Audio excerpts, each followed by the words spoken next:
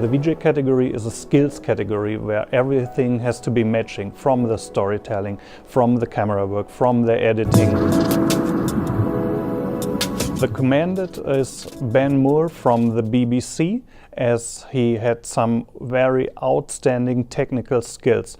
The pieces that we've seen of him are they have a very, very modern and fresh look, so they're looking amazing. He used a lot of very graphic parts. His editing was fantastic. He used a very lot of sounds and underlaid his films with the sounds, what's very important also for the VJ work.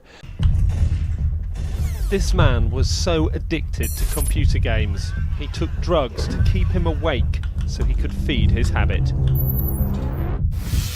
I used amphetamine to stay awake. Every spare second I'd play video games from Friday night to Sunday night. I wouldn't sleep. I'd sit in front of the computer, just obsessing, with one hand on the keyboard and one hand on the mouse.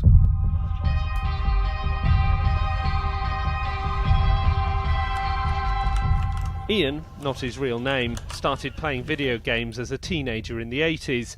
In the 90s, first-person shooter games, essentially where you see through the eyes of your character, went online. About 3 in the morning, when people go to bed, I'd switch over to the American servers and play on them. I'd switch back to the UK servers about 7 or 8 in the morning. Yeah, I took it very, very seriously. The winner of the VJ category this year comes from the BBC and is Jamie Coulson. He's entered 3 pieces dealing with death, and his one piece is about dementia and people caring about the sick people. And this was a really amazing film, as we got very, very touched. He gets very close with his camera to the people, and he has a very good sense of storytelling. Are we going to have a shower? No. Why not? I've had one. When did you have one? This morning. No, you haven't had one for weeks. Come and have a shower now. Showering is a huge problem. It's now mid-March and he's had 2 showers since the 2nd of January. But it seems that it's quite common that they develop an aversion to water. That's a good scrub you're giving them.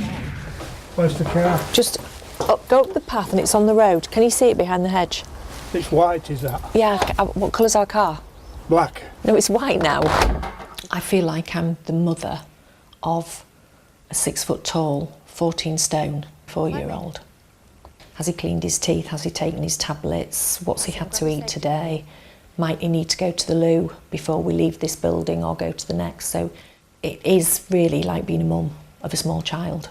Good morning. Good morning, we're very well, thank you. Morning, John. Hiya, Pete. How are you doing, lovely, today? You all right? Very well. You put your sugar in? I don't know. I don't think you have, because you've not spilt anything in the saucer. I never ever understood really what hopeless meant.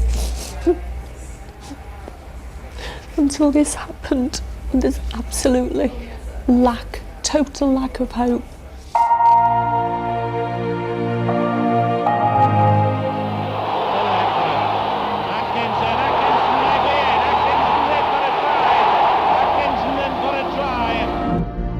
Is your ankle bothering you?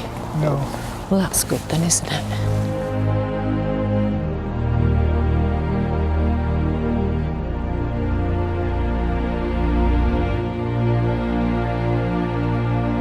John Atkinson, number 5, Police Constable Atkinson.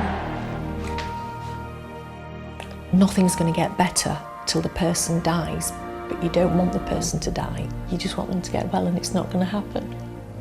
Have you got any pyjamas? I've got you some clean pyjamas out. Have we got any trousers? I don't want John to go into a home because he can do exactly what he wants here. He's got a happy life. I don't think carers have happy lives.